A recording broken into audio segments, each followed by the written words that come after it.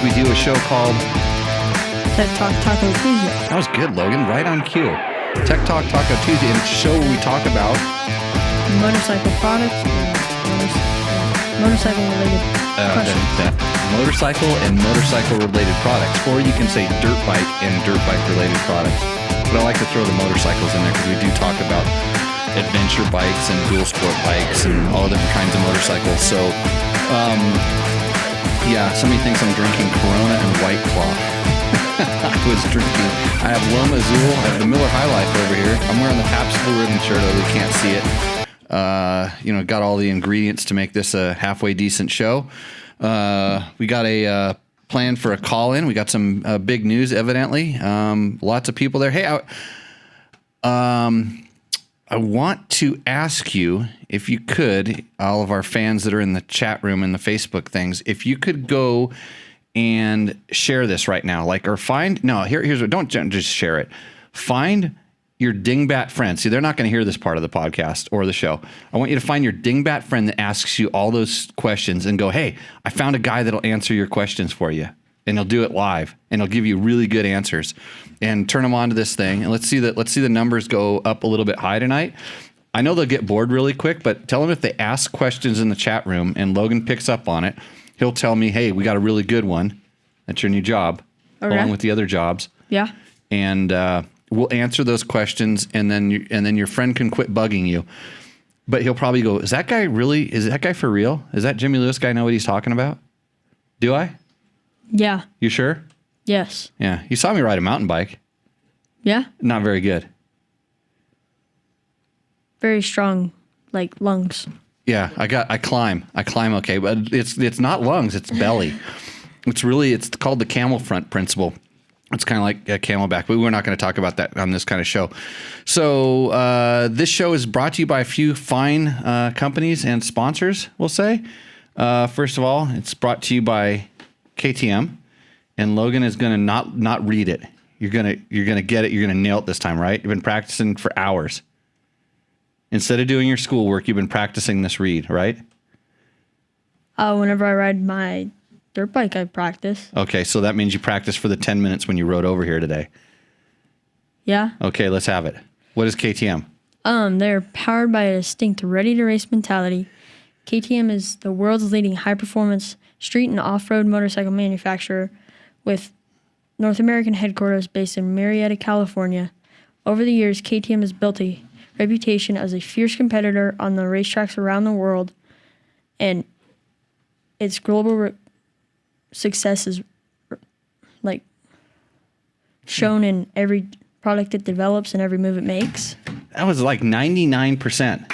That was pretty good. Yeah, that's KTM. The move that it made to sponsor this podcast, I think, was the best one, really, in my opinion, other than making the KTM 500, which allegedly is the best bike in the world for everything, which we'll probably get into that at some point or another on this show, like we always do. When somebody asks me, it's not a podcast, so we'll get into that. Hey, what are we going to talk about tonight, Logan? What's your segment about tonight? Not sure yet. You're not sure? You're going to make it up? Okay. Probably. Remember, you can ask questions too. So today I rebuilt a Yamaha YZ125. I got the piston right here in my hand. Yeah, you can't see this on the podcast, but this is a 20-some-odd hour YZ125 piston. Not too bad, huh? No. I wiped it pretty clean, but you can touch. So you're allowed to. It's not. They don't bite or anything. Yeah, I was listening to another podcast about motorcycles, and while I listened to that, I learned what color gear I should wear, and they argued about whether you should consider it a finisher at a motocross race if you didn't cross the checkered flag, stuff like that. So, but that's what you do when you're working on your bike. You listen to this podcast, and then I'll probably talk about what you're working on, and then you'll go, "Uh-oh, I'm doing it wrong." That's possibly what could happen, right, Logan? Yes. Yes. We got some cool stuff for our KTM 390. You should probably ride that home, dude. Okay. We got the W wheels for it, and I put brand new Kenda big blocks on it. Okay. So it's good. And with that tuner now, the ECU tuner, it goes faster and it starts up now. It still takes two starts to get it to idle down. Okay. But you're good there. And so some of the questions we had asked. So the ways you can ask questions on this podcast is comment on the YouTube videos. Since we're not really a podcast and we found out that iTunes hates us, then you can't really comment there, but you can comment on the YouTube videos. We usually go through those once a week and grab the good ones, bring them and answer them here. Then you can also, if you want to listen to this or watch it live. Now you got to start talking, Logan. I need it. The YZ250F test is up now on dirtbiketest.com. That's right. Yeah. Good. And so anyways, what was I talking about before I started trying to choke myself to death? 390. Oh, the 390. Yeah. Got some double take mirrors on it. It's good. It's going to be a good bike. So we're doing a project bike. I need to get graphics for it. I'd like to get some graphics. So if anybody has any suggestions on that, that would be good. And how to comment on this? You would go to the YouTube page and comment on the show there, and or you can watch this live every Tuesday night on Facebook. That's currently where we're broadcasting this live, and you ask questions in the chat room, and then usually one of our 3 experts that actually is qualified to call themselves an expert might answer your question properly. And if it's a good question, somehow it gets to me, and then we actually answer it live. So it's a pretty interactive show. That's the best that we can do.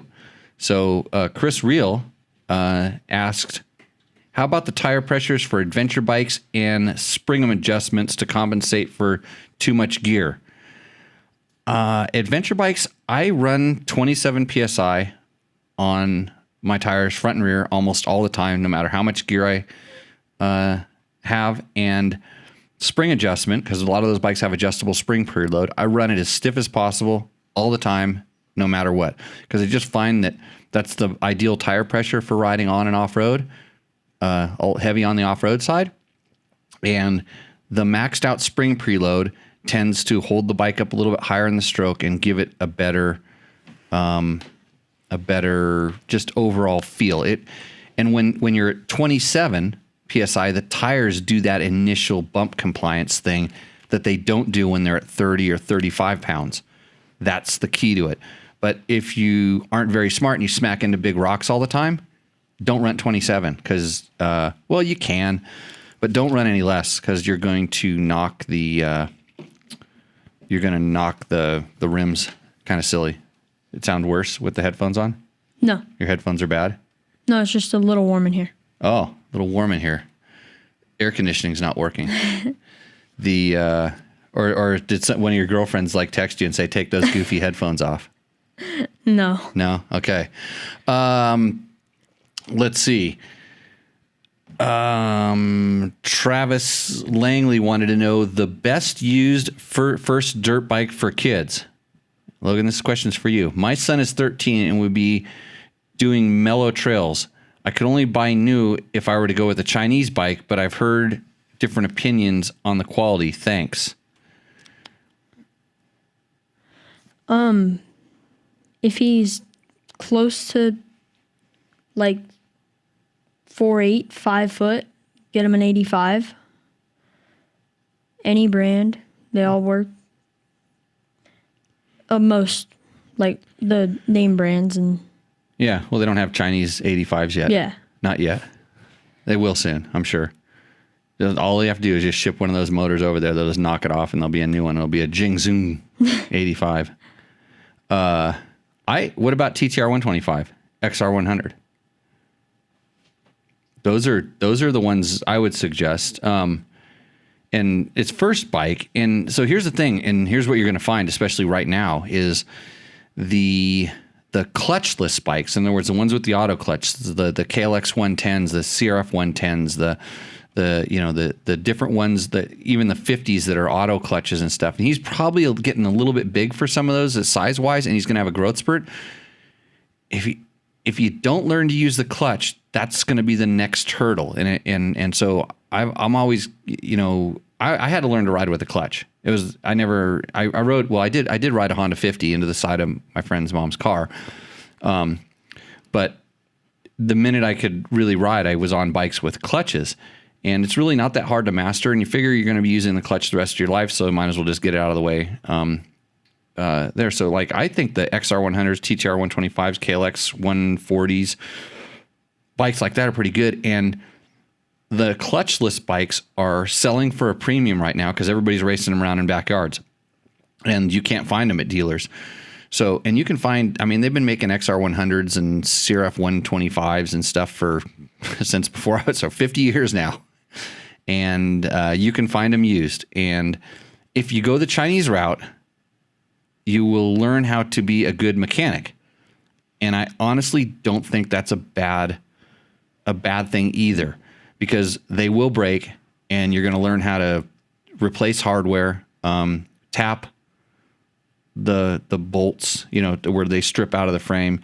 The engines are pretty bulletproof, but you're going to learn how to like replace gaskets and carburetors. You're going to learn how to source parts from God knows where, because you can't go to a normal dealer and get them. So maybe buy a used Chinese bike that somebody can't get running. Tell your kid if he can't fix it, then he can't ride it, and then he has to fix it. He'll have some ownership in that thing. Yep.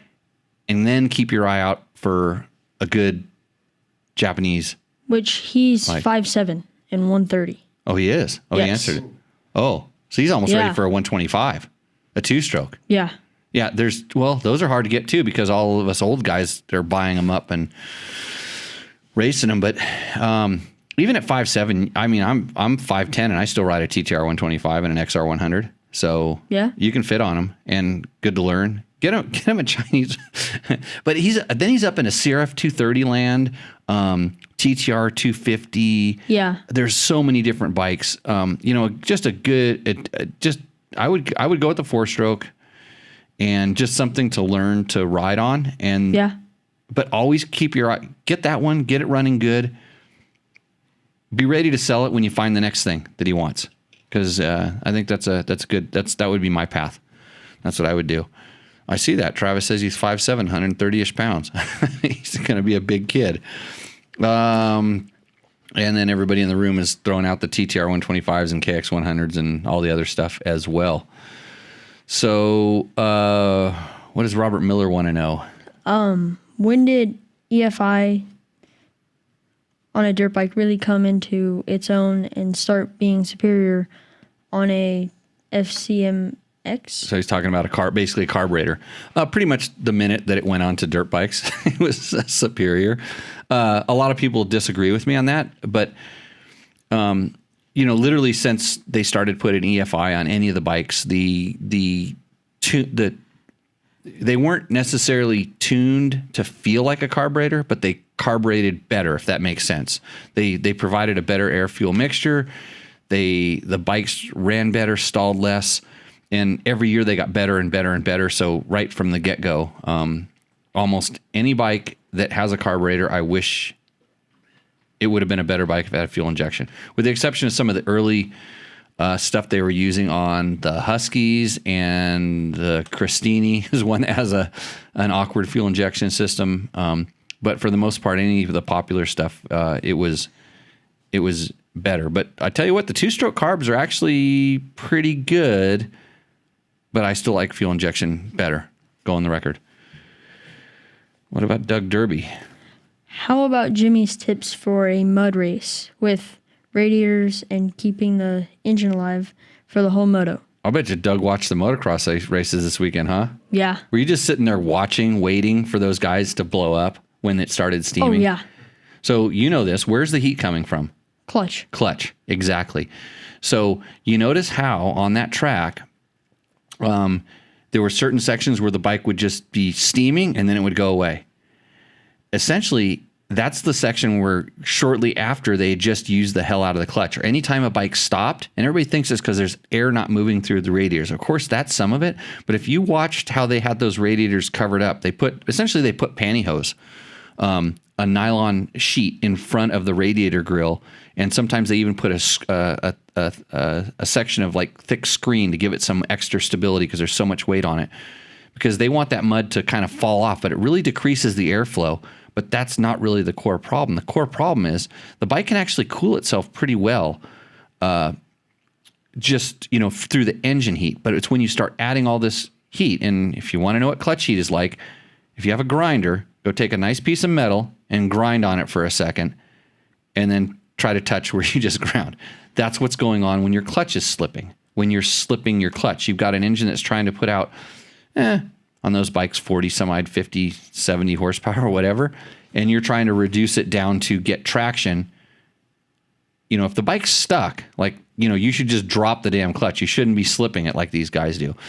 But a lot of times the wheel's already spinning and they're slipping their clutch because that's how they ride. That's the technique that they use. Yeah. So the heat is coming from the clutch. So the best thing you can do is to stop using the clutch. And you'll even hear the announcers who are told not to talk about technical things start saying, well, they got to get off the clutch, lay off the clutch. That's the case. And what are the guys riding on the pit boards? Save the bike off the clutch, save the bike off the clutch. The trick is do the prep on the radiators, put some sort of thing so that the mud can't physically pack in the radiator. Because the bad thing about it is when the wet mud goes and splashes into the radiator, a hot radiator, it also dries and then it starts caking up. And that's why you want to stop it before it gets there. So they actually put the pantyhose because the mud doesn't really stick to it. And if it does, it sticks and then it starts falling off as it grows up. So, Doug, that's how I would do it. But I would prep the radiators and then stay off the clutch. Next, Paul Van Hout. Issues with Magura clutch slave cylinder failures. Still a thing on the 2020 FE 350 and no, just the 350. So I don't know. It's a known thing that the Magura ones aren't as haven't been as durable as the Brembo ones on the KTM, or I think are there Magura what? I thought they fixed it. Well, it's been a I don't know. I have not had that problem on any of my bikes. But I haven't had any Huskies, and the Husky test bikes we haven't had the problem. But if there is a fix, I guarantee that the press bikes that we get would have had it done. That's the thing. But I'll tell you how to fix it for sure if you think it's a problem. Recluse makes a higher quality part. And on your question there, I actually threw a link to the Recluse's little blog that probably has more information on it than I cared to read, but I knew it was correct, so I sent it to you. And so I've never had a failure on the KTM parts. Even going back to some of my older KTM RFS bikes, and I tell you what, some of those things are really thrashed. Some of them for sale right now if you want to buy one. And I have replaced a lot of mine with the Recluse slave units on my bikes because they have the Recluse clutches, and then it's a whole different part at that point. But so I don't know if it's an issue. I'm sure the internets will tell you it's an issue, and then they'll list probably the 5 different things that you can do to fix it. But I would just go get that Recluse part because I've had good luck with the ones I've used, and that should be good. This is about our KTM 390 test. Delvin Flippin', good review. I disagree with your opinion on seat height, though. I am a fairly short guy, 5'7", and I do riding here in Africa on the KTM 1090. Riding on tough tracks, riding up rocks and very rocky hills climbs is very difficult when you can't put your foot on the ground. I rode the 790, which made a big difference, able to put a foot down and push off a rock. I do ride a KTM 300 for enduro. And he's worried about the seat. My comment on the seat height on the 390. Yes. I understand it. I teach people all the time that want to get their feet on the ground. They feel like if they can't put both their feet on the ground that they're going to fall over. And way of explaining that to them is, okay, which side do you want to fall over to? Because if you want to put both feet down, you're telling me you don't know which side you're going to fall over on. Because if I was going to fall to one side or the other, I would put that foot down to stop me from falling. I wouldn't try to put the other one down. When you're balanced on the showroom and putting your feet down, that's what you're showing me. We call it putting the rudders out. So when you all of a sudden change the way that you want to ride and operate the motorcycle to only putting one or the other foot down, when that becomes standard, all of a sudden the seat height issue starts to diminish and it goes away. And if you are compromised in inseam length, you just start learning to shimmy your butt off to the side so you can put your foot down, the foot that you want to. And when you see really good riders, when both their feet come off, that is we'll call it an oh shit moment. It's like at that point, they're out of control. When you as a regular rider start throwing both of your feet down, I see exactly the same thing. So I'll agree to disagree with you. And if you're riding a KTM 90 at 5.7, you're doing pretty good. I'm 5'10", and I put a tall seat on my 1090, so that's actually 2.5 inches taller than standard. So you can see how much I care about getting my feet, plural, on the ground, because I don't. But in the 790, he says makes a big difference to be able to foot down and push off of a rock. That's, like you said, put a foot down. Yeah, you don't put feet down and push off of rocks that often. And if you are, that's not really what the 390 is designed for. Okay, what does JD want to know? The bike is robust enough until you bend the stock wheel regardless of tire choice. Reviewers are pulling punches on this bike. We mentioned that we dented the wheels on our KTM 390, and we dented them enough to where I thought it was a concern, and we have new, better wheels, which weren't that easy to source, believe it or not. We had to get the hubs off of a Husky Smart Pillon or something. It's like a little commuter city bike that has spoked wheels, and use those and spoke them up to the 16 and 19 inch rims from W Wheels knows how to do it now. They know the right rim sizes, and they're trying to source the hubs. So, and I was just told that KTM Hard Parts is also going to have some spoked wheels options for it. So we didn't pull any punches with it. We called it like it was. Yeah, they know that the wheels are soft, but then again, we're probably riding a little bit outside of the target audience. We're riding a little bit harder than that. So there we go. For all the justified praise of the 790, KTM needs to hear criticism on their mistakes on this one. Yeah, that's what we just talked about. Yep. Yeah. So what does JS want to know? Agree 1,000% about seat height. We're in a race to the bottom, so to speak. 99% of modern bikes are already designed for short people, like 5'6".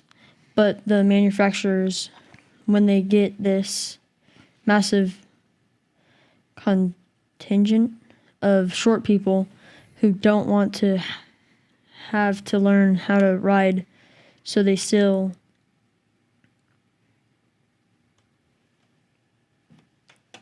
Did you lose your place? Yeah. Let's see.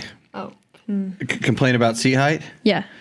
They complain about the seat heights that are already designed to fit them. So then the manufacturers have them make the bikes even lower. We all end up with an entire industry full of motorcycles that have been totally compromised by seat height, say nothing of how ridiculous the ergonomics are for average and tall riders. So JS, how tall are you? Sounds like a 6-footer. Yeah. I don't think they do go overboard with things like cutting the seat heights down, and that's not why now you see a lot of manufacturers that are offering taller seat options through their power parts or their Yamaha accessories. GYTR does it, things like that.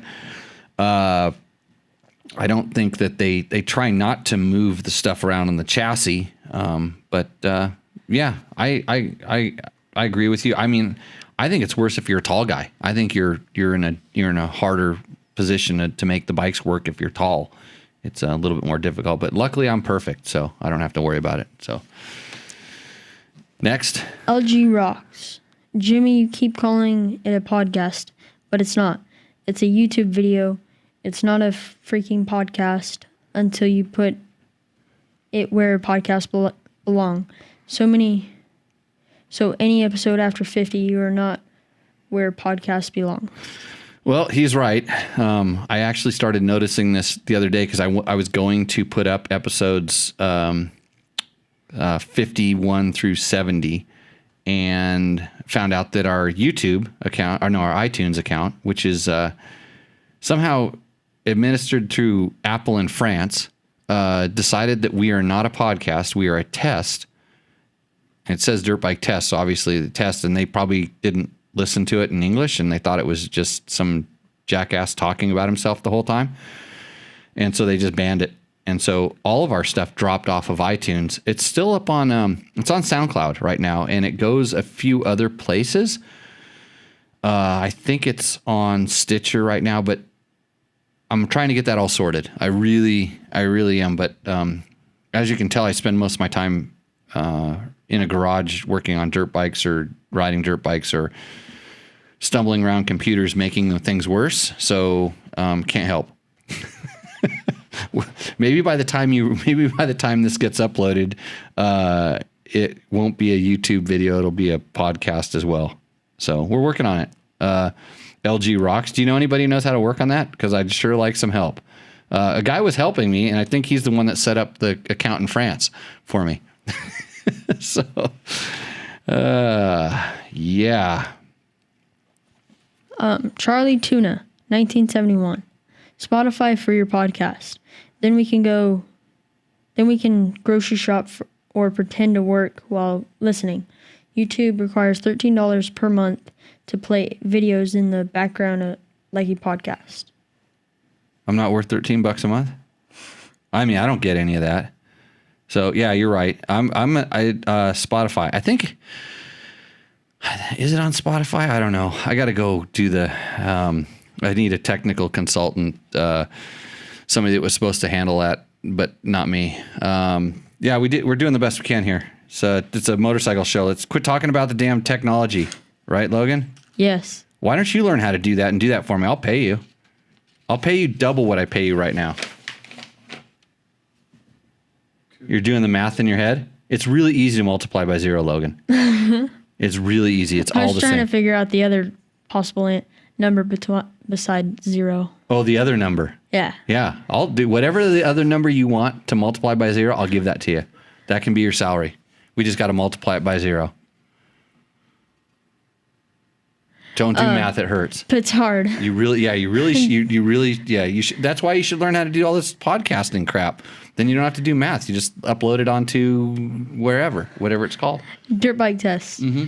Do you know the kW power of the bike? That's kilowatts. Hell no, we don't do kilowatts here. Well, I mean, that's how they measure the horsepower is with kilowatts.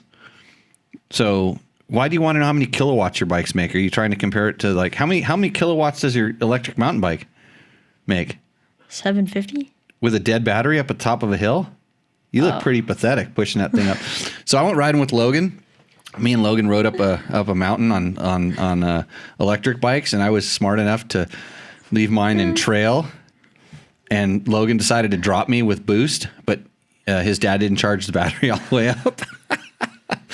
So, yeah, how'd that work out at the top? Got pretty fun. Yeah, it sucked. Yeah, that what you call that? Yeah, that was fun. Bob's waving his hand. Kilowatts is the international standard for measuring power. Okay, yeah.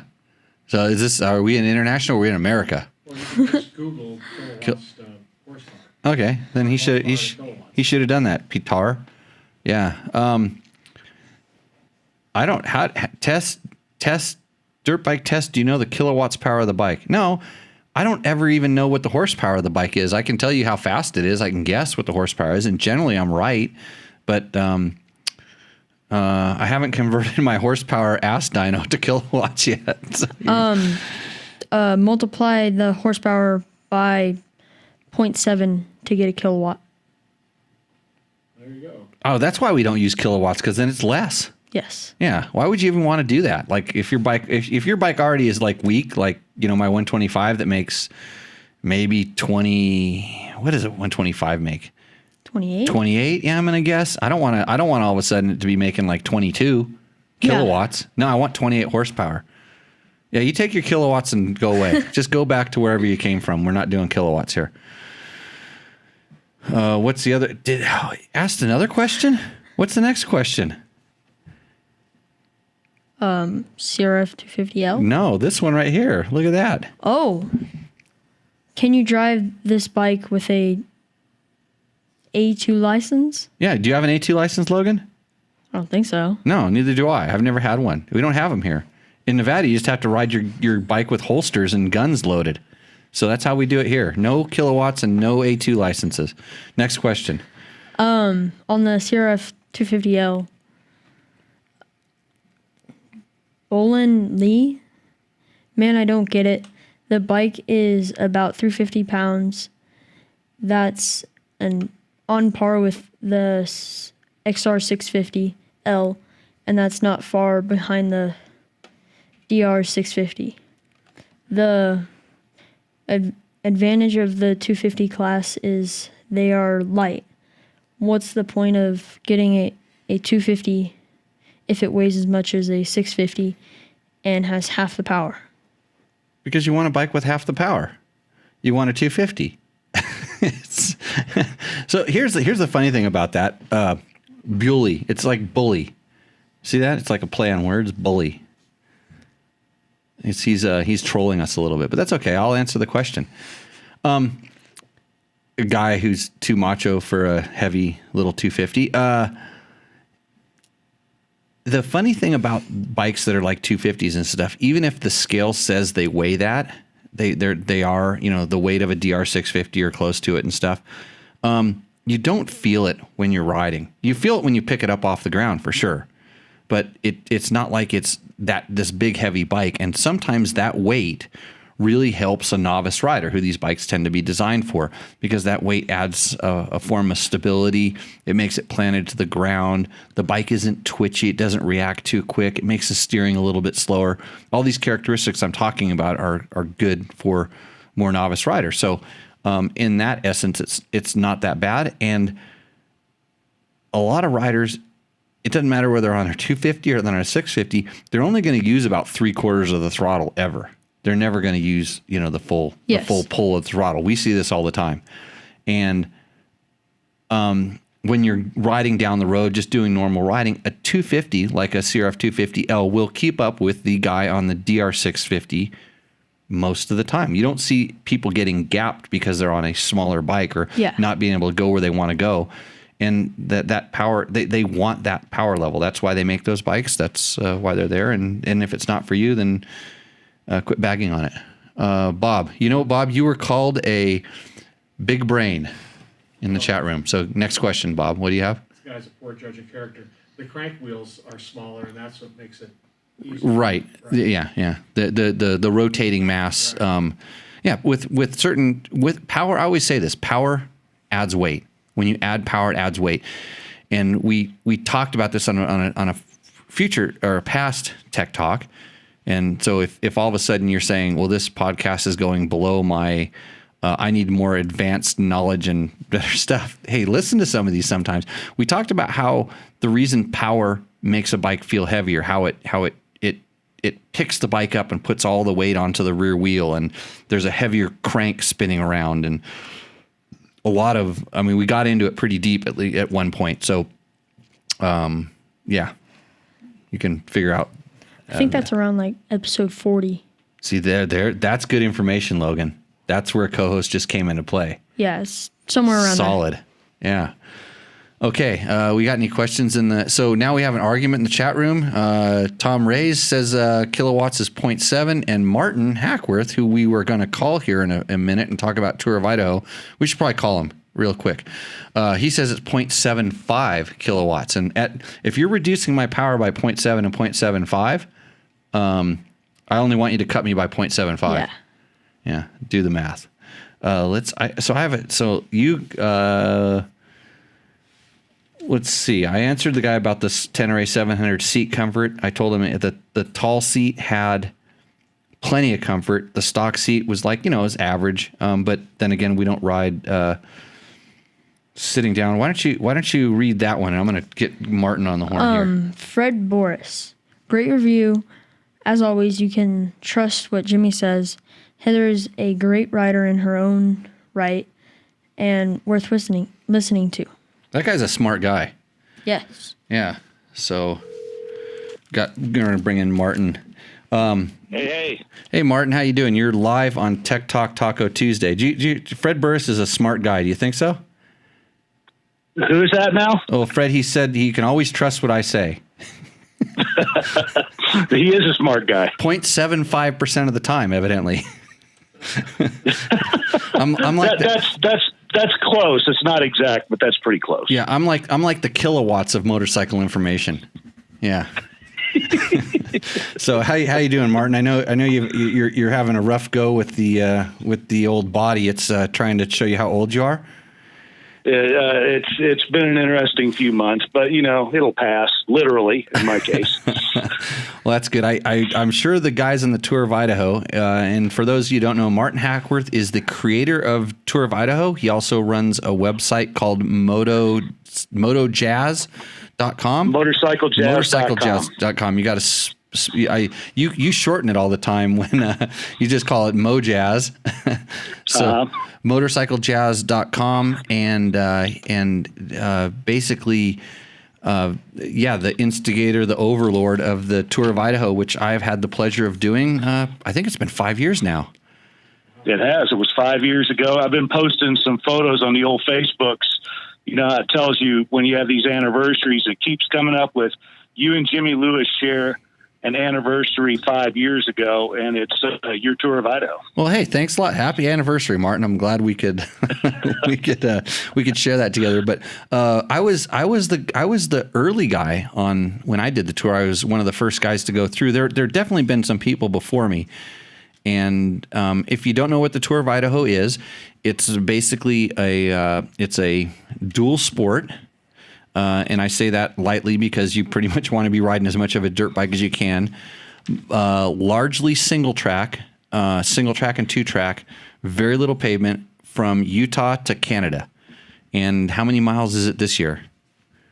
A little over 2,000 this year. Wow. Yeah, so it's a pretty substantial little haul, and it takes, for a smart person, how many days does it take? 10 days. 10. So Jimmy's dumb, and Jimmy tried to knock a day off of it when he did it. And there's a video on the YouTube that's now been watched like 30,000 times or something crazy. So if you want to explore, your listeners need to know something about the Jimmy Tour of Idaho right off before we go anywhere else. So this is classic Jimmy. He did do it early in 2015. He was the first person through, and there's tire tracks through there, but that's probably not people actually doing a tour. Because it used to be, I used to go out and saw it first every year. I'd ride as much of it as I could with a saw it to make sure that people that were trying to do it for a jersey number could get through. So the earliest we ever recommend anybody doing it is July 15th, and we've now pushed that back to the last week of July. I think Jimmy calls me in like July 15th, and it's classic Jimmy. So I'm sitting in my house. I've got all my saws apart in my shop, and I'm getting ready to literally put them on my bike to take off and do this. And the phone rings, and it's Jimmy, and it's like, hey, Martin, I'm 3 hours away. I'm going to do the Tour of Idaho. You're going with me. And the pitch to sell me on this is, oh, yeah, we're making a movie, and the cinematographer is from the same hollow you're from in Kentucky, so you guys should get along great. Well, you took a few little liberties on that. I think I told you at least 4 days in advance. I did. I asked permission. Hey, Erica, go outside with that there so it doesn't do the feedback. Yeah. Logan's smart. He puts it on closed captions, by the way. Yeah, there's a way you can do that, and I guess it's pretty good. We got feedback because they can't, in my incredible, awesome studio full of technical difficulties, Martin, They can't hear you. Only Logan and I can hear you with our headphones. So that's what we're going through here because somebody turned it on the speaker. and it was a few minutes delay. But I asked for permission to film to say I wanted to go know if it was cool because I didn't know on the down low you wanted to keep the Tour of Idaho, and then I kind of just went and did it Jimmy style, which is just run it. It was awesome, and it made the tour because it took it from something that truly was underground and something that truthfully was getting to be such a hassle to administer that I was thinking about walking away. After you did it, it really changed the whole vibe around the thing. We got a much better caliber of rider that started showing up. People were much better prepared because they watched your movie. And, you know, the fact of the matter is I do 2 or 3 things well, and riding a motorcycle isn't one of them. So nobody cares what Martin Hachworth has to say about a motorcycle ride, but everybody cares about what Jimmy Lewis has to say about a motorcycle ride. And we just got a much better caliber of riders showing up. In the years since you came, your buddies, the movie stars, did it. That helped. Yep. We had first female finisher last year, Carrie Barton. That helped. So every year we've gotten a better caliber participant. And this year's the first year I haven't felt like slitting my wrists by this time. It's really worked pretty well. It's like anything. It takes a little bit of time for kind of education to set and play. When I started investigating, and you know this, I had been watching it for a few years, just saying I'm going to do that. It was just on a bucket list thing, and just the planets aligned, and I had the time where I was able to go, take the time to do it. But I looked at the trails, and I'd ridden, I would say, a fair majority of them individually, different times and different things. But there was these very, very remote sections that really intrigued me, and that's what made me want to do a Tour of Idaho, because you can't go there unless you're going from point A to point B. And some of these areas skirt wilderness areas with no gas stations. Mm-hmm. There's no way to, I mean, there's seldomly used trails. Now they're getting, the good thing about the tour though, what you've done is you now people are using these trails on a regular basis. They're maintaining them, keeping them clear, and they're getting just used enough so where they still have that pristine character. But unless you have somebody running gas, or you're planning to go from here all the way up to there, and it's not convenient to run gas, nobody rides these trails. And that's what really intrigued me about kind of stitching that whole thing together. Well, as you know, I mean, a passion that you and I share that got me into a hell of a lot of trouble is, defending our right to use these trails, defending our rights on public lands. And we lose trails every year due to neglect. They're on the maps, but people don't ride them. And the next thing you know, they're gone. They don't show up in the next travel plan. The Tour of Idaho we make extensive use of trails that just a few years ago existed on maps, but nobody had ever ridden them, or they haven't been ridden in years. There's no tread, there's no blazes, there's no nothing. So we specialize in going in deep into Idaho, finding trails like that, cutting them out, and I get too much of the credit for this. There's people everywhere that are involved in this, and we cut those things out. We sign them. We make sure that the trail tread's good trail tread that's not going to wash away in the first storm. And by golly, this year, a lot of day 1 is trail that didn't exist just a few years ago, and a lot of day 6 is trail that didn't exist a few years ago. So. And in one case, I want to come back. I want to come back and do that. Like I'm literally the whole reason my motorhome is parked at Martin's house. If you want to know, just, and he's threatening to let his kids, who are 3 and 5. One of them's 2.5. One of them's 4, and the 4-year-old got 3 laps around the driveway today before he clipped a tree. Oh, I was going to say there. I know they're practicing driving my motorhome around the yard, but the whole thing I've been delaying is because I want to come there. I want to ride that new day 1. I want to spend a day and go do some of that new stuff because when we were riding our adventure bikes out of there, when I left my motorhome there, the whole time I was rubbernecking those mountains, going, oh yeah, I want to ride up there. I want to check that out because I haven't ridden there, and that's what makes the tour kind of a neat thing. The stuff you were looking at on Elkhorn was literally going to be a roadless area, a local environmental group, little storefront operation that makes all their money by suing the government and then recouping legal fees, has this dream of creating a wilderness corridor that runs all the way from Canada to the Mexican border. And they're trying to implement their idea by suing federal agencies piecemeal to get these small areas declared roadless. That whole Elkhorn area was the subject of a lawsuit. They wanted to make a roadless area. Well, wait, there's trails on the map there. You can't make this roadless. And the environmental group went in, took pictures, and rightfully claimed, well, nobody uses these trails. Within a year, they were on the Tour of Idaho. So that's how we fix stuff like that. Yeah, and that's being proactive, and that's, I mean, it's awesome. And this is what I tell people about land use. You need to be aware nationally. You know, you need to be, you know, it's hard to find a good group that will tell you what's going on nationally, but individually, we need to find an area locally that we can be involved in, and, you know, in a state group, so you can do your part to kind of fight for this stuff, or at least support those guys that are doing it. So, hey, how's my buddy Brian doing up there cutting trails?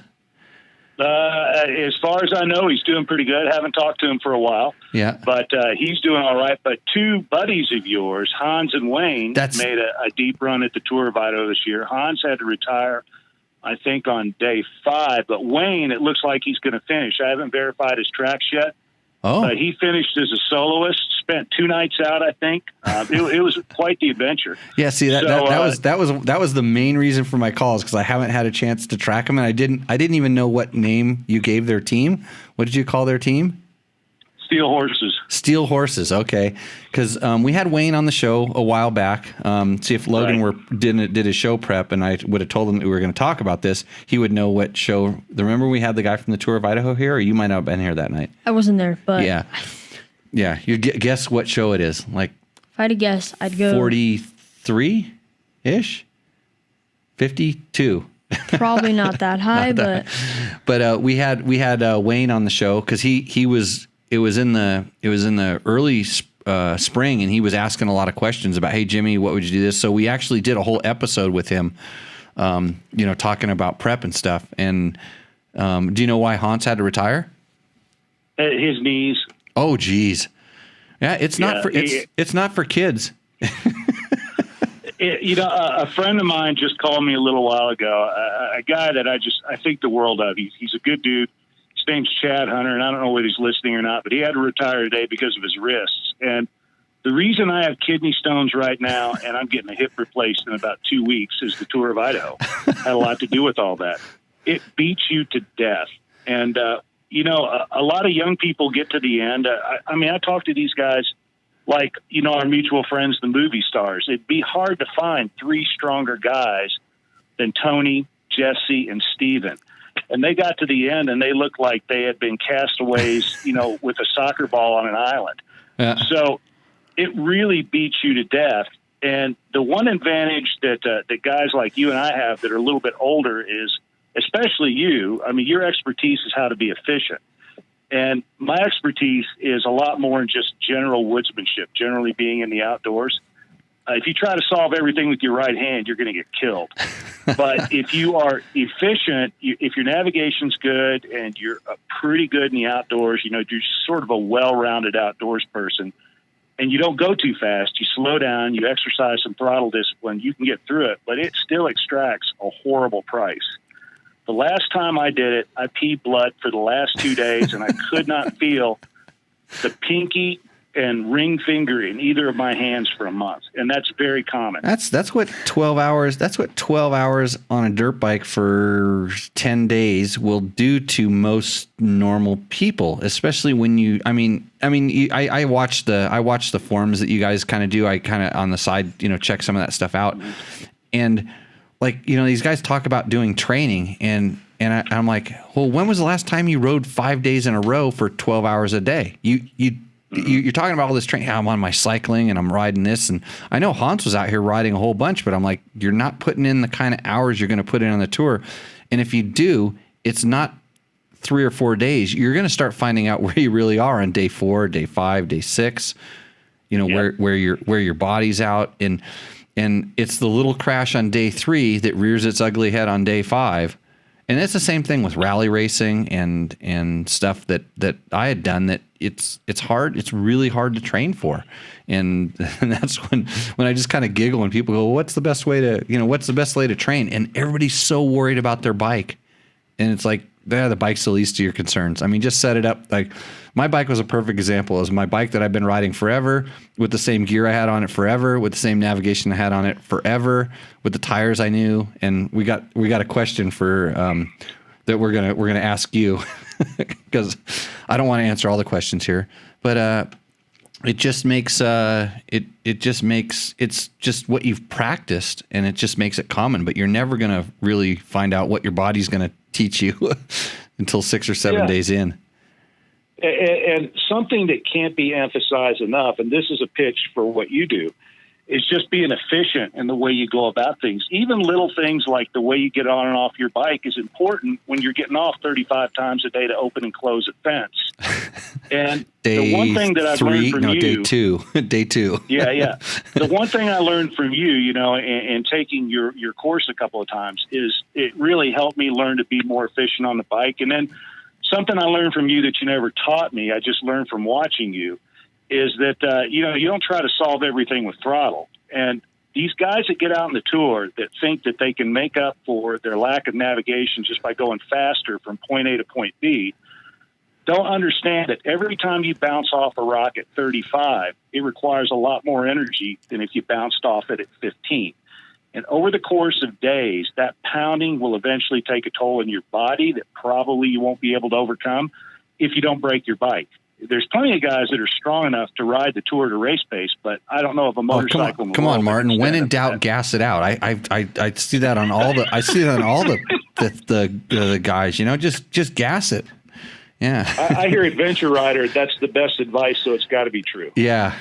Just get over the back and gas it. That works so well when you're on one of those like little skinny trails. It's like a wheel and a half width wide on the side of a scree hill. With an 800-foot drop. Well, it's not. You don't have to worry about that because you're not going to fall off. It's when you come around the switchback right before. You just need to get your speed up so you can just sail right. I always say just float right across that, but you know how it works. It's no problem. No problem. Logan, what's our Danny Turner has a question. I gave him a feedback on the show last week a little bit about anticipating front to rear balance, but he wanted to clear. Oh no. Is he the one no, where's the one about the Tour of Idaho? I thought that was it. Oh, no. We got Todd Kelly has the Tour of Idaho question. The last one there. Okay. Hey, Jimmy. Hey, Martin. Taco Mike recently just did a podcast about the guys from the... It's RI Idaho group. You're familiar with them, Martin? Yeah. Okay. To go out to Idaho and do some riding this season yet. I have the 300 TPI that would be ideal, but I want to do some moto camping off the bike.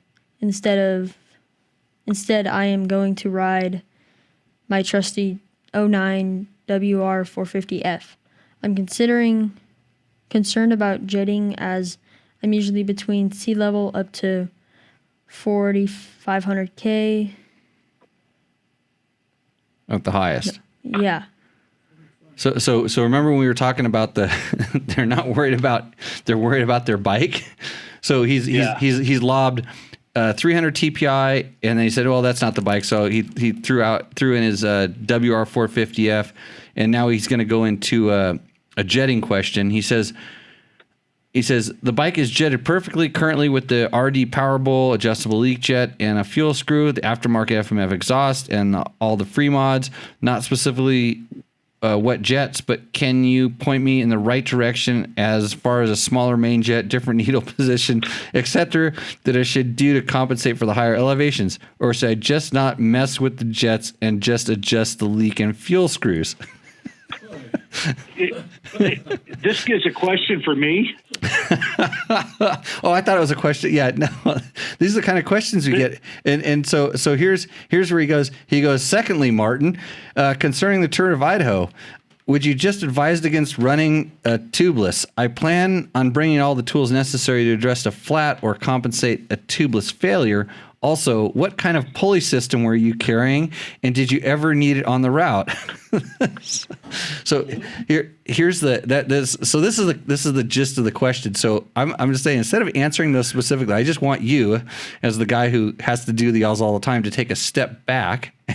And what are you seeing?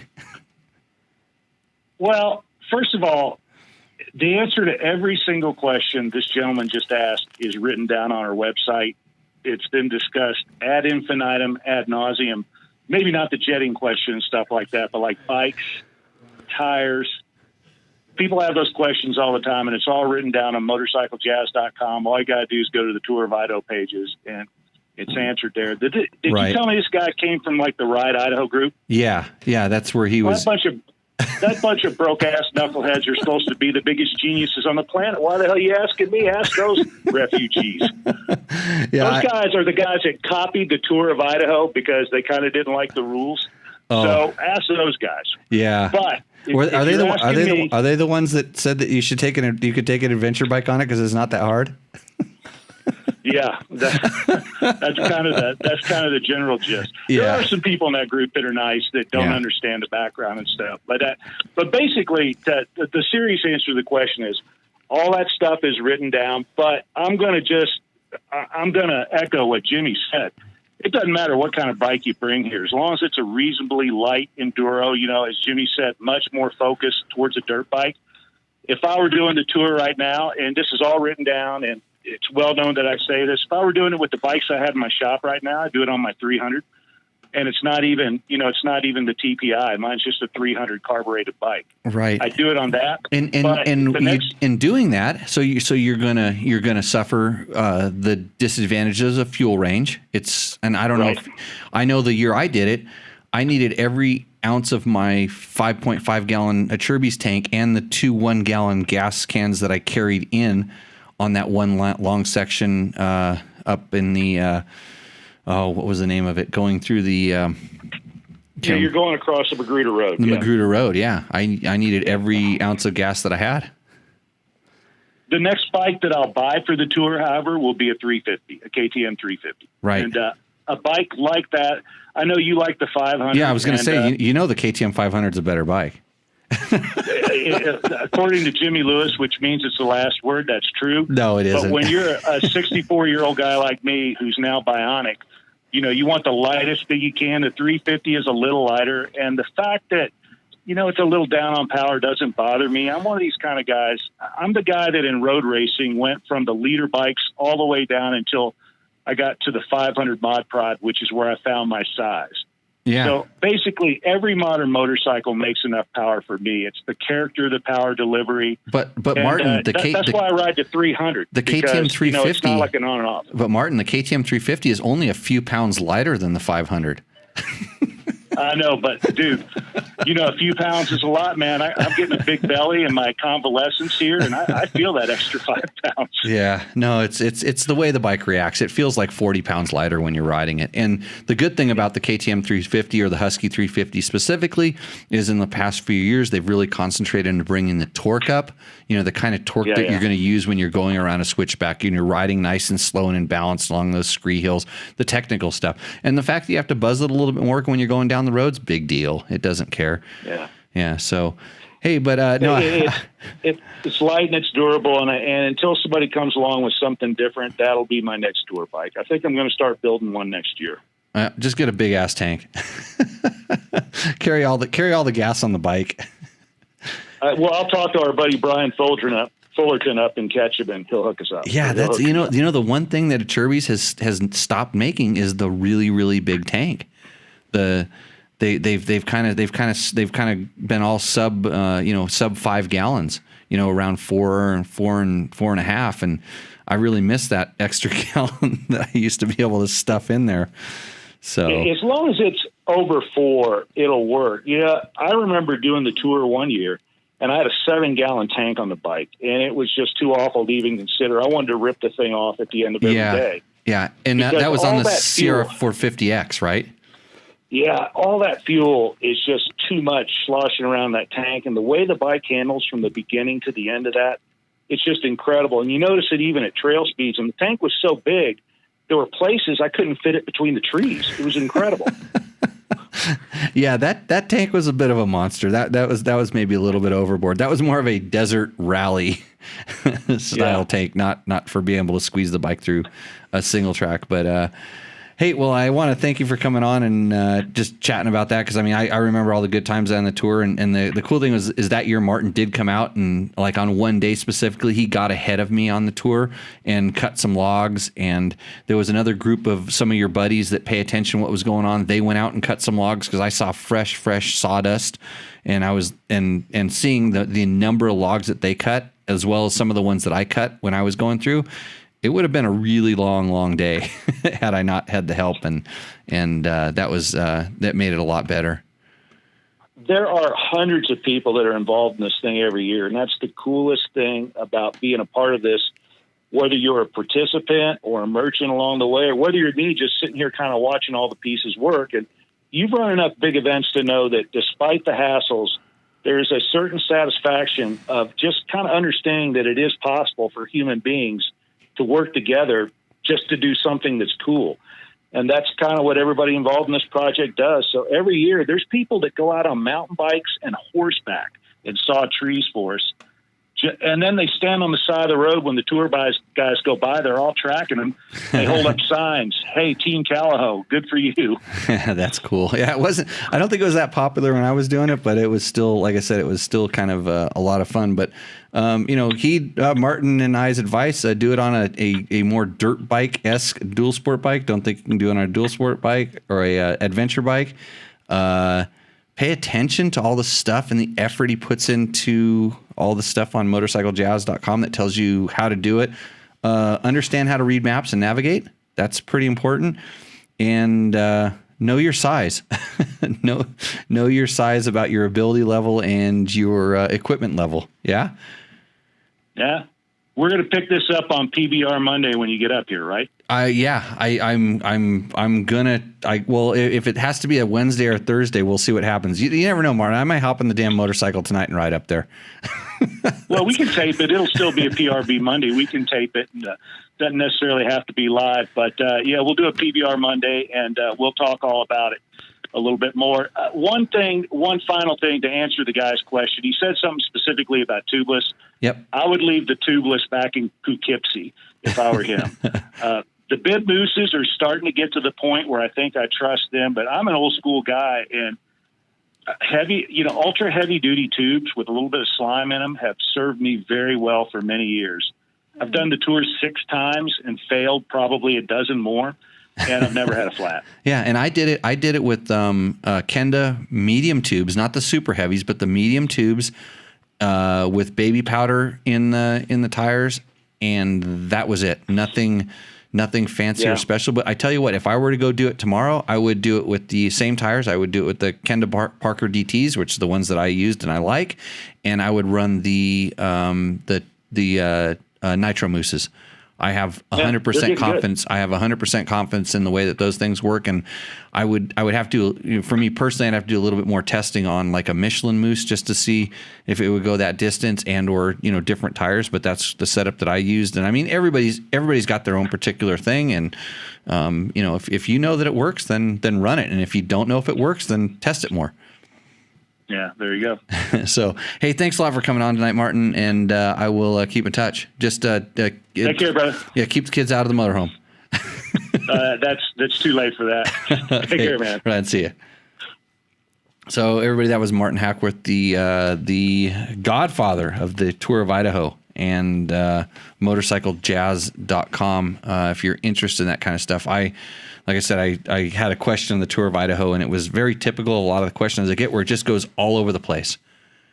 So to Todd Kelly specifically, be careful where you're getting your information on the internet. As you can tell, you're getting your information from me, which I feel is a trusted source. But do your research, and when you Martin said he would do it on a 300. I would be hesitant to do the Tour on a 300. I would be hesitant to do it on a 2-stroke in general. Not that it couldn't be done. It's just there's better bikes for the job. And then all of a sudden you jump into an older, God, that bike's 10 years old now, and it's carbureted, and how much do you trust it? I know if you were San Felipe Bob, you would just take and go ride it right now because it's a Yamaha, but I would be wanting something newer and fuel injected and with a bigger tank.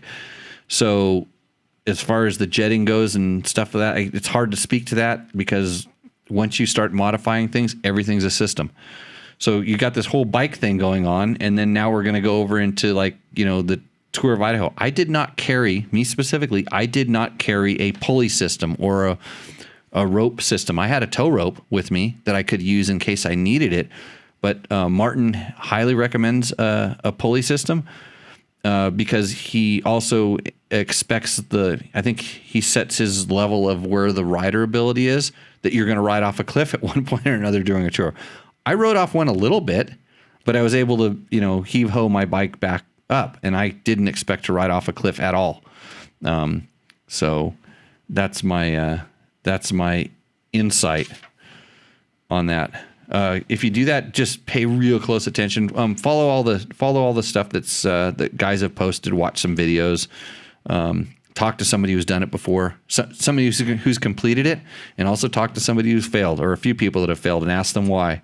And I'll bet you they were the same ones that were over here asking me about how to jet their bike, how to set up their bike, how to do all this stuff. And I said, man, you need to take some riding lessons. Okay, where are we at on this one? On this question, you lost your place. Yeah, I think we were Paul Kitchen. Oh yeah. Read that to where it goes to italics. Paul Kitchen. Nice review. I am so sick of canned reviews by motor journalists. Even Heather's not knowing all the terminology just explained what she felt or noticed was refreshing. Keep it up. So what I got out of that was keep my wife in the kitchen and cooking me canned foods. Right? I don't pay much attention to this. Thanks, Paul. I actually sent him that back as kind of a joke because, sometimes I only hear about half the question. A lot of times I've read them before, and then I kind of hear you reading, and I'm like getting thirsty and or trying to coordinate something over on this side of the show. But I'm just another canned journalist. Come on, just read the internets. So we were right. That's where we were on the next one. What's our? He's talking about Dallas from our show last time. Charlie Tuna, 1971. If Dallas were in a true squat, weighted on heels, he would have felt soreness in his glutes. Soreness in his quads indicates he might have weighted more on the balls of his feet. IMO, cycling. In my opinion. Cycling may not work to decrease muscle memory to put him on the balls of his feet because cycling cleats clip in near the front of the foot. Of course, cycling is still great for cardio prep. You think Charlie Tuna is a physiologist? Physio? Maybe. I don't know. He knows about the muscles. Heather knows about the muscles. Maybe she should do a podcast on that.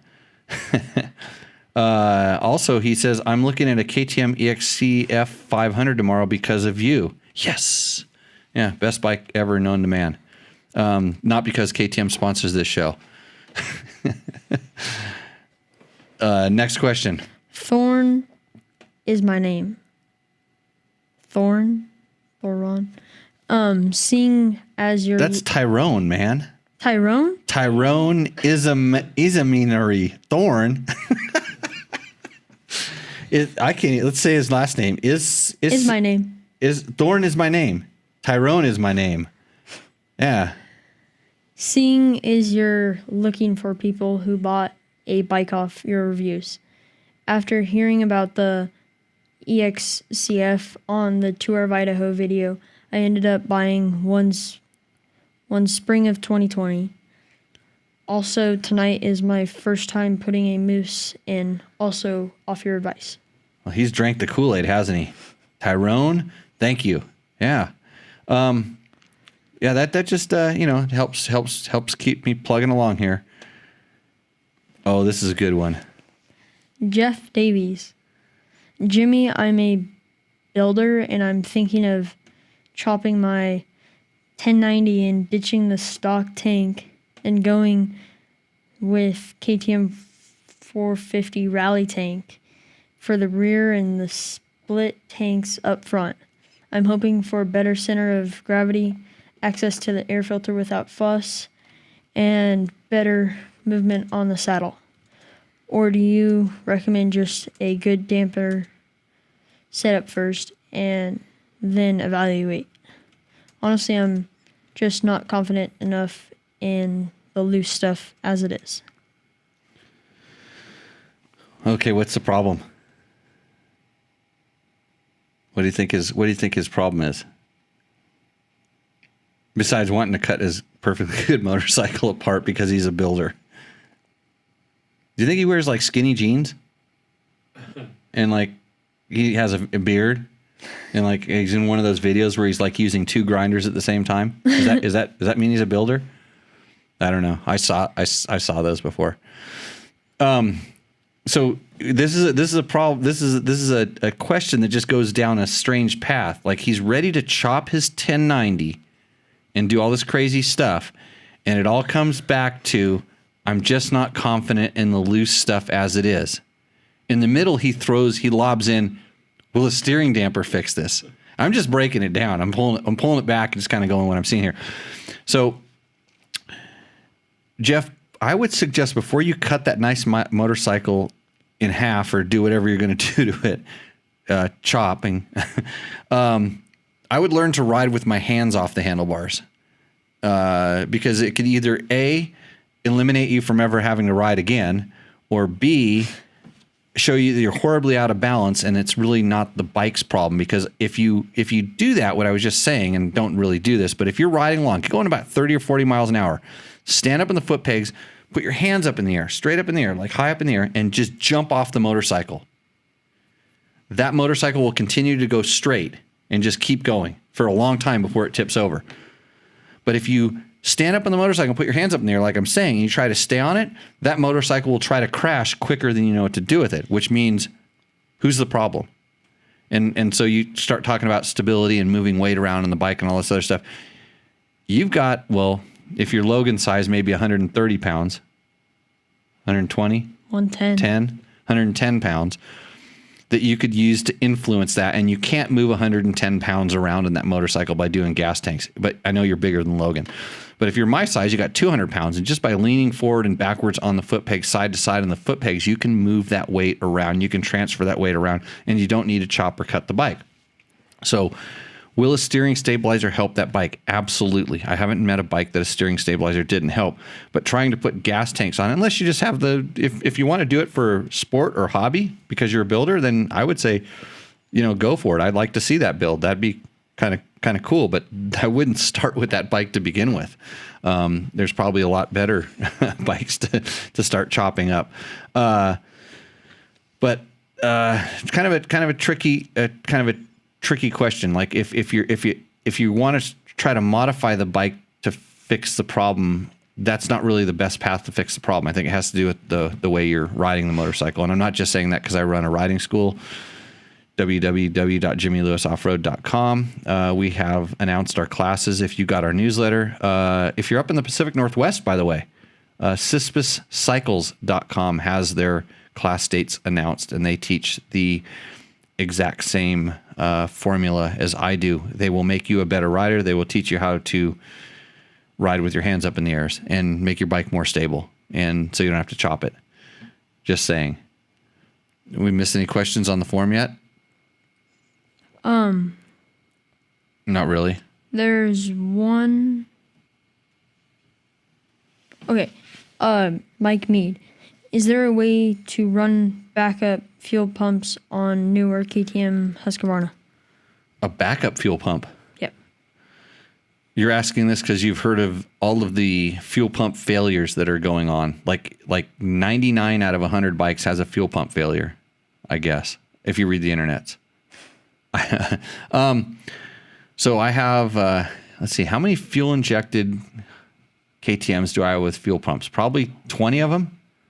Not one of them has a backup fuel pump or any sort of backup fuel pump system on it, nor do any of the bikes that I own have anything but stock fuel pumps and fuel pump components, other than some of them have an inline fuel filter between the hose where it comes out of the tank and the injector. That's just the facts right there.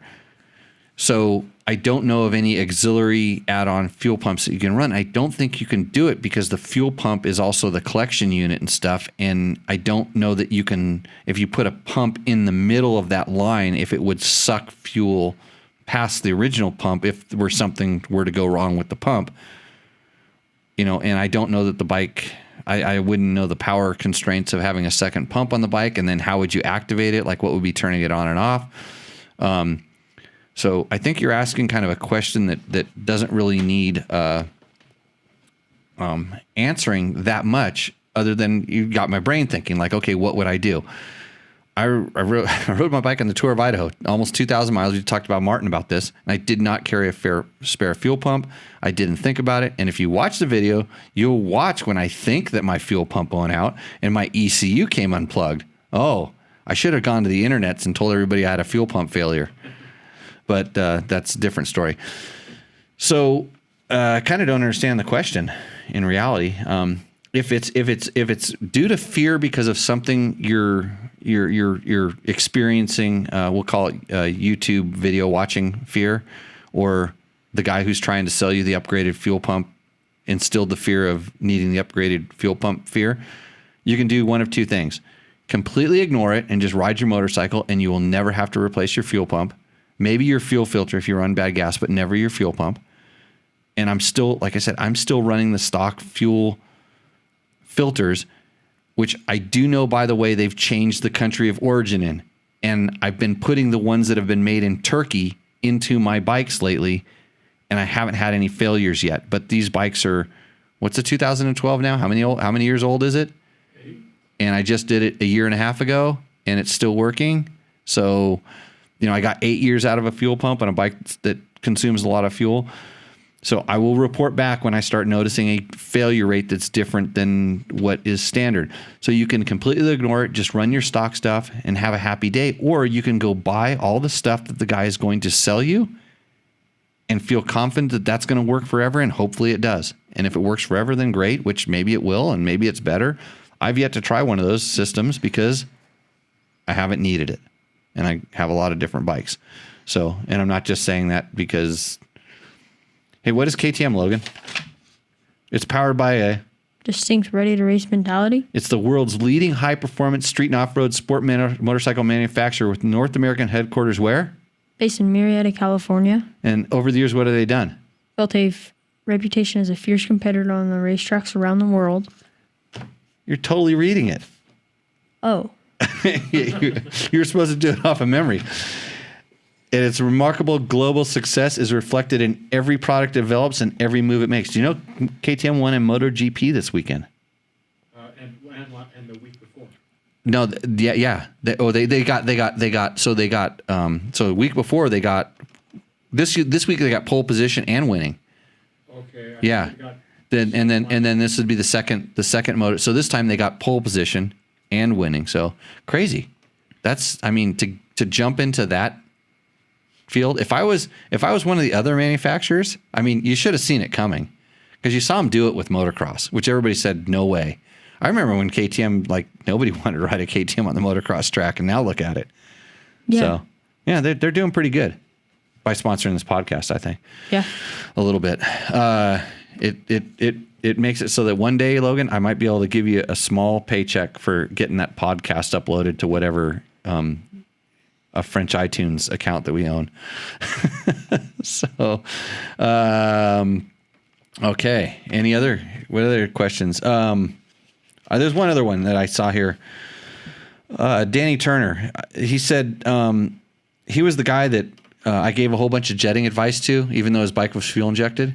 I told him how to change jets. Again, me thinking that only hearing half the question.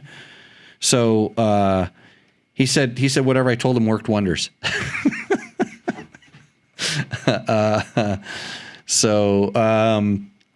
Anyways, he said I can also take the credit for him purchasing a 300, and my influence did give him the final decision to go with an XC. So that's good, as opposed to XC, XCW. We've always talked about that question a lot of time. He's not looking for a response to this question, just trying to give more data. But he says, I do get a chuckle out of it every time you state we steer with our feet these days, and can only imagine what Keith Code going nuts over that statement and Danny Walker telling you are both full of shit. I reckon the different disciplines take different techniques, but there is always crossover. I know the top road race guys ride a lot of dirt. Surprised more top dirt guys don't do more pavement stuff. Well, I'll tell you why they don't do pavement stuff. It's expensive. It's so tire dependent. And yeah, it's fun. I really enjoy kind of hanging out with other guys that do riding coaching, especially guys that have had high level racing careers themselves, because we always talk about how we got to where we were being a lowly motorcycle coach now that almost anybody can do. But we came from this place in racing where we've kind of distilled the stuff down. And just because you're a good racer doesn't mean that you're going to be a good teacher or coach, but you learn some things. And what my racing taught me wasn't about how I rode the motorcycle. It taught me how to work hard and what you learned from doing things wrong when you were racing and how you improve them more than, okay, this is the technique for doing this or that. So, yeah, good times. I've had really good times with Danny Walker, because he tells me I don't know what the hell I'm doing all the time. And I have his chart. It's in the office here. It shows you how to go around a flat track, and it's a pretty good chart. It's worth the price of admission to one of his schools. So I've not taken the Keith Code class, but I've had a lot of in-depth discussions with him over the years on stuff, and I don't remember exactly which philosophy Keith was teaching at that moment, but I know there's a lot of different ones. So, and Baja Diary says, racing taught me not to race. This is the guy that wants to make a living going trail riding all the time, which he's doing a pretty good job of it, actually. Any other questions in there, Logan? Not in here. But None here. So we've kind of closed down this episode of Tech Talk Taco Tuesday. Yep. What was your segment going to be? You're going to ask me a question about something. Whew. You can't remember your question? You got to come here prepared. But hey, good with the episodes, remembering which episodes things are in. We need to have a list of the shows of what we talked about. That could be something you could do. That could be homework. You have the list of the shows, and it's kind of like the cliff notes and what we talked about. So when I go, oh yeah, you should listen to episode this or that, then we could tell people, and then they could go back and find it, because eventually this will be a proper podcast, and then you can listen to it that way. So, hey, thanks to Climb. They've always been a big supporter. You're wearing a nice Climb shirt. I'm wearing a Pabst Blue Ribbon shirt. They're not supporting me right now. You can always buy a Dirt Bike Test t-shirt. They're in limited supply right now. What else do we need to tell them? I need a KTM? I need a DDC sprocket. Oh, we've done our KTM reads. We're done with that obligation. Okay. Recluse. How do you know if you need a Recluse clutch? If you can't ride with one hand off the handlebar? Not close enough. It just makes you a better rider, right? Yeah. Yeah, and they make all kinds of good clutch components. Other than that, I think we're all good. We're going to wrap this show up. Thanks, Logan, for showing up on time. Yeah. And we'll see you tomorrow to edit this down so you can get it up on the YouTube so somebody else can tell me it's not a podcast. Yeah. Okay, and with that, we will see you out on the trail. So, cheers.